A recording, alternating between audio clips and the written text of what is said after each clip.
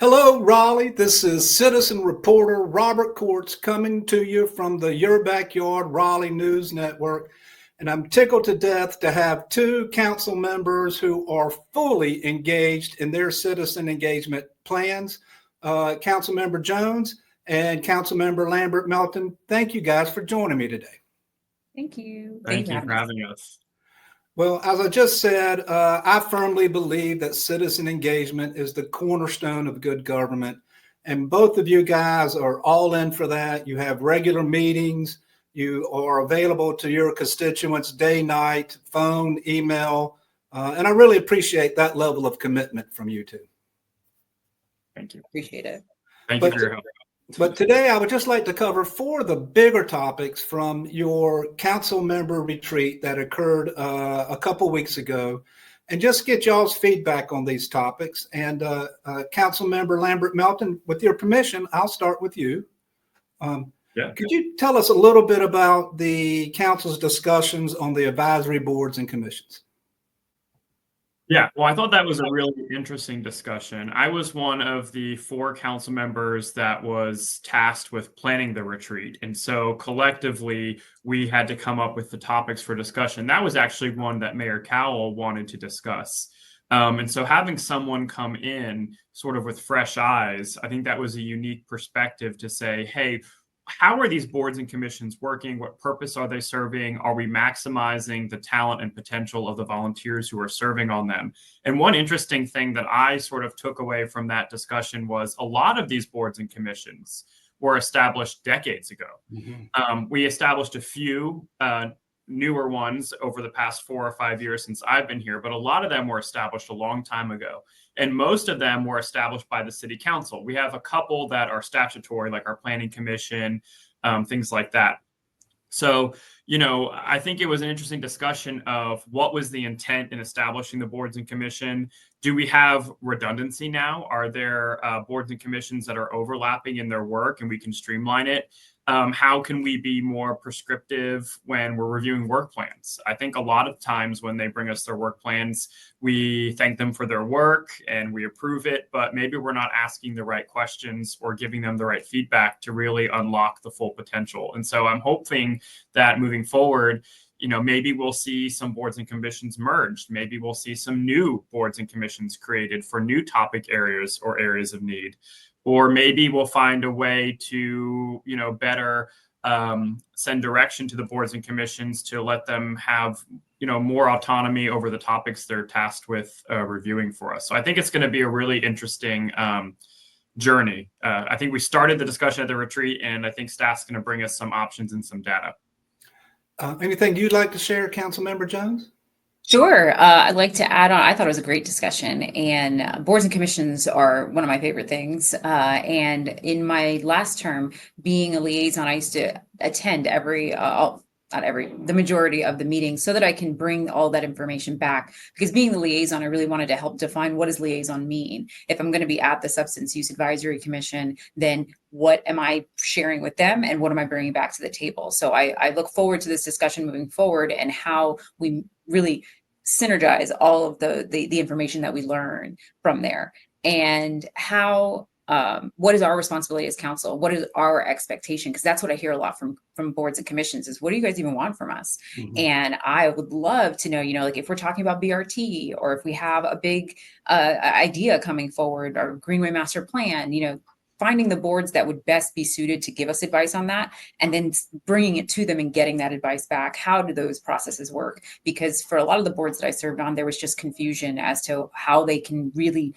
be advisory when the only time they see us is once a year for a work plan that they get approved, and then we don't really see them in between. So I'm really looking forward to seeing how we can make sure that they know that their voice is valued and amplified and part of the discussion. Doesn't mean that it's going to be, what they want, what they necessarily want to see, but how do we show them that we value their time and their commitment? Well, I think that was a great topic. It can only go toward making our city run better and being a better place to live, work, and play for our citizens. So what a great topic. Another one that's very top of mind in a lot of citizens, and I'll start with you, please, Councilmember Jones. Can you share a little bit about the smart growth and annexation conversations that y'all had? Wow, that had to be my favorite topic because we got to hear from the 5 or 6 of our department directors in our solid waste services, police, fire, water, transportation, and telling us their hesitations with continuing to grow and sprawl, because all of those equate to services that are rendered. And we tend to talk a lot about fire and police, and that is hugely important because we don't have enough stations to accommodate. However, I had a conversation with our solid waste director right afterwards, and he was like, it's very important for fire and police, but that's an emergency situation. If you're talking about every day, if we add 8,000 units, remember that for solid waste service, that's 24,000 touch points because they do trash, recycle, and yard waste. So that I hadn't thought of. So I was really excited to be able to hear that part of the conversation, that as we actually have a big annexation case this afternoon over in Northeast Raleigh, 262 acres out in Northeast Raleigh. And this is ringing in my ears as we're having this conversation, because I'm like, wait, solid waste service is going to have to go there, and they're not even staffed full. I mean, they're almost fully staffed to levels that haven't been adjusted in years, but to now add on more service touch points to that is something we really have to have a conversation about and listen, more so than us listen to our department heads who say, oh, this is a lot for us. Unless you're going to allocate a ton more funding for staffing, I can't promise you the best results. And I don't want our residents to have to suffer, by us not preemptively discussing that. Mr. Lambert-Melton, would you like to add anything to this discussion? No, I will just add that when you look at tax revenue for the city, we make most of our tax revenue in our more densely populated areas. The areas where we are sprawled out is really where we're tax revenue negative. And so not only is it bad for the environment to sprawl, because we know that we are taking down more trees and losing canopy, and we're pushing people farther from what they need, which is increasing car dependency. It's also causing our taxes to go up in the city. And so because we have to pay more for new services that Councilmember Jones just referenced. And so, we get in this constant struggle of how do we grow responsibly? We want high quality city services. We want low taxes. And really the only way to accomplish that is to find ways for folks to live in existing areas closer to retail and employment, and to prevent this ongoing sprawl. And councils over the past several decades have just continued to add land to the city limits, approving these annexation requests. And I think we're getting to a sort of a pressure point where I think we collectively know we cannot continue to do that. Well, as a citizen, I'm very grateful that you two take this annexation very seriously and give it the proper deliberation it needs before y'all make a decision like this. The third big topic that I enjoyed watching at the retreat, and this is to you, Councilmember Lambert-Melton. Would you please tell us a little bit about the public comments discussion the council had? Sure. Again, that was something that when we were doing the retreat planning, that Mayor Cowell really wanted us to discuss at the retreat. And I was happy to have the discussion. I think Councilmember Jones and I, most of us who were returning, the public will recall we had a robust discussion about this last term. Right. But anytime someone comes in with fresh eyes and perspectives, it's nice to have a touch point again. And I did hear throughout the campaign cycle some folks coming to me with varying concerns about public comment. I think ultimately from the discussion, we identified like 4 points, topic points. I don't know that each of those 4 points would advance past a discussion, but I do think it was helpful for us to have the discussion. 2 of the topic points that were referenced, or 3 really, I have more of an interest in. 1, how we can better clarify for the public what the role is of the city council members during public comment, and for folks who do have questions or a need for follow-up, how that will be articulated to the public clearly, because it's not a great feeling to come down there and spend your time and talk and feel like no one's listening. Right. And then the second part would be these digital presentations. We've heard from our attorney's office that there are certain concerns legally. We've heard from our IT department that there are IT concerns. We're one of the only few cities in the state that allows for these presentations to be submitted and then broadcast. So I am interested in seeing how we could adjust that. I do think pictures are very helpful at times. Sometimes if someone is describing, for example, a stormwater issue, a picture helps a lot more than just their explanation. So I would still like to allow presentations. Would be interested in finding a way to, I guess, tighten that up a little bit. And then the third piece that I'm interested in is what time should the evening public comment occur? I do think it's really helpful to have an afternoon public comment and an evening public comment to give the flexibility. Currently, we do the evening at 7, our work sessions at 4. I would be happy to have the conversation about doing it maybe at 6 o'clock. That way for folks who can still get there after work, but then maybe you don't have to spend as much time waiting for public comment. So if you get off work 5:30, you don't have to figure out what do I do till 7. Right. You got folks that have small kids and they may need to put them to bed, or they may need to work a second job or do schoolwork. And so if we can make it a little more, I think, flexible for the public, and frankly speaking, I think it would help the council too if we did our work session at 4 and then we had a little break and then immediately public comment. So I'm interested in those 3 things. But I thought it was a really good discussion. I know there's some, I think hesitation in the community anytime we're talking about adjusting these things. I said this at the retreat. I still believe it. I think we have to provide the space for the conversation, and we should all feel comfortable speaking freely without worrying that someone's going to be upset with us. No decision has been made, but you get better ideas if people are willing to put all of their thoughts on the table. And I think we did that at the retreat. Well, that's certainly the purpose of the retreat, right? Yeah. Being able to knock the ideas around and then vet them appropriately. So, yeah. Councilmember Jones, would you like to add anything about the public comments portion? It's definitely. I think that this is a very, very important conversation that we had. I think it also displayed, and I said this at the retreat, where we can disagree and we can have constructive conversation and say, here's why, and be very articulate as to why we disagreed. And so if you go back and watch, I think there was a very, very good discussion. And going on some of those points that were mentioned, the biggest one that I had hesitation with is limiting the time down from 3 hours to something less. And the reason I did is because that last conversation we had last year, we did limit it down to 3 hours. And I asked for data. I said, what I don't want to do is make an emotional decision where all of us have different viewpoints and we all have anecdotes for everything that we want to say. Let's stick to the data. And they did. So if you look in this agenda, there is data there. And it shows exactly what I said, which is that in February, once we finished our last retreat, everything has dwindled down. It was an anomaly that was a moment in time. But since then, our numbers have drastically gone down. So I didn't understand. I was confused as to why that was even brought up, because we're not there ever for 3 hours. I think the longest we've been there was 1 hour and 45 minutes. And so that was where my hesitation came in there. I do agree with the motions or the ideas that were brought by staff for making sure the public knew both on the website and at the beginning of the meeting that council cannot respond back. Mm-hmm. I think that just reinforces that. So I definitely agree with that. And moving the time, I have some hesitation because of that work session that is scheduled from 4 to 6. If we go directly into it and we have 3 hours of public comment, then I gotta eat, I'm gonna have something to eat between then. So for me, and then the other part of that is that at every nighttime public comment that we've had, the mayor always has to go back and say, okay, if you just arrived, come back. And you'll always have people. So even starting at 7 o'clock, I still have people who are late there. And I don't see the emails from people saying I can't make it. Now, that doesn't mean it doesn't exist, because I totally understand it does, but it's nothing that I personally have experienced. So it's nothing that I've really pushed for, but I totally respect that is a concern from others. But I feel from this perspective of being in a work session, needing a mental break to have some dinner before I go into what could be a very long and intense discussion, or listening session, not discussion. I'd like to have some sustenance before we do that. So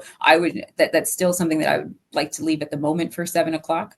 And I don't remember the fourth one, but I think overall it was a great conversation. I'm wondering if this will be every year moving forward, so that we can just have a touch point on it and be like, hey, how's this working? If that's something we need to do, then let's do it. But I thought it was great. Well, I was very tickled. Let's get the data on this. Came up time and time again at this retreat, and it really goes to show that the level of y'all's commitment to making the right decision. It's one thing to bat it around, but when you have data in front of you, you often have a different idea than anecdotal evidence. So That was a reoccurring theme in this retreat, and was tickled to hear that as a citizen. Last topic, Councilmember Jones, back to you.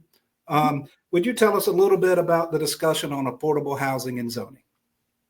So we had, I saw it as two different topics. We had a little bit of touch point on missing middle. We saw a video, which was fun. It was a nice video from a woman who's a former council member in Alexandria, Virginia, and was showing us the side that, you know, when we're stuck in our ways, we don't want to see the other side. And so I thought it was a good vision into that. I still want to see the other side. I think we focus a lot on let's do missing middle and why it's good. And I'd really love to just have the conversation of, okay, we've had that conversation. What about the other side of it? How do we hear the concerns of the people who don't like missing middle? Because what I don't want to do is end up vilifying residents, you know, and saying, oh, well, you're crazy for not wanting change. And it's not always about that, you know, hearing that from residents in my district and across the city, there are concerns. There's stormwater concerns. There's affordability concerns that I think that the city is doing a great job in helping address that. You know, we got some numbers back in the previous council that 10% of the approved units have been affordable and in the affordability, and that's fantastic. And I want to amplify that. But as we looked at these numbers this time, or when he was showing them here, when we talk about what's been approved as to what's actually been built, it's hard to sell that story when we say, oh, it's been approved, but everything being built is all expensive. Like I can't sell that story until I can have those numbers. So that was the first part of the conversation. And then it moved into our affordable housing. And we got to really highlight our Bringing Neighbors Home program that Emma Sutton, who is our housing director, started. And both Councilor Patton and I got to be involved in the point in time count. So it's the PIT count. And we were trying to see how many people were living on the streets on January 22nd. Now, mind you, there was snow that day and a lot of people were in emergency shelter. What I learned is that the PIT count does not reflect, the portion that we were doing does not reflect emergency shelters. So as soon as they said, yes, I was in emergency shelter, I had to stop my survey. And I was like, but they're living on the street right now. Like, why do we do this now in the middle of winter when a lot of the days across the country, that night, 40% of the United States was covered in snow. And so really, what does that do? Because that's what reflects the resources that we are given from the federal government in terms of money allocated to solving this problem. And if we do it in the middle of winter, when those numbers are going to be drastically lower than, say, if we did it in the summer, that was a sticking point for me doing that. Now, aside from that, what we did hear from people in the encampments were that they were recipients of that Bringing Neighbors Home program, which is giving direct payments to people instead of sending them through the Section 8 voucher program, which you have to find a landlord who accepts it and you have to wait on a list. Here, we're just giving people $1,400 a month and we're tracking it over 2 years to see, does this really lift people out of homelessness faster and easier?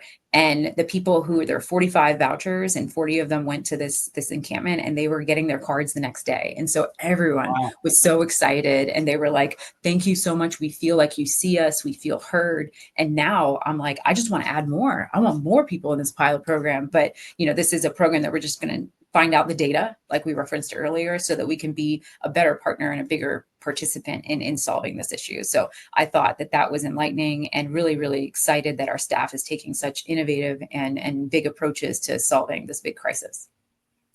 Councilmember Lambert-Melton, would you like to add to this?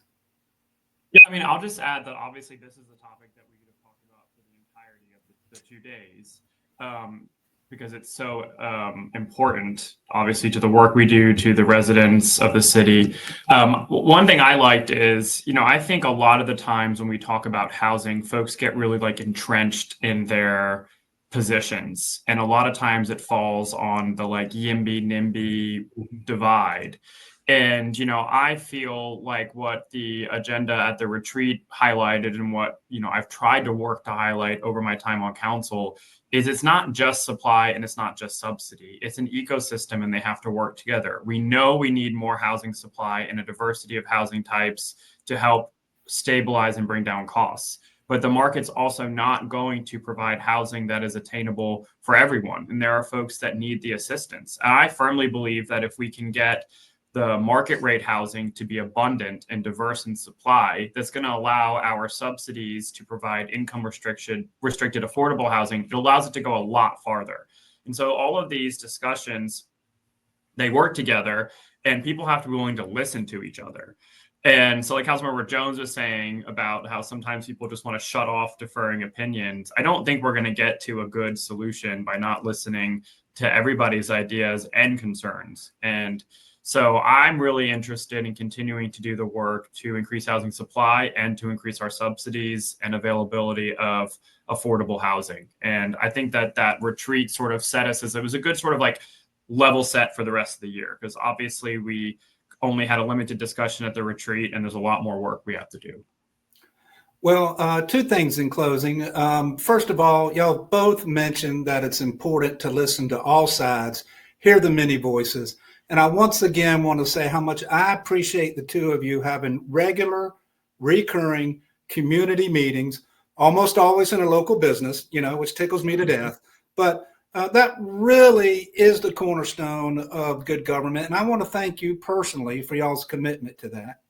And then in closing, I want to say, Raleigh, Councilmember Lambert-Melton, Councilmember Jones are here in your backyard. I'll put up y'all's contact information so everybody can see you.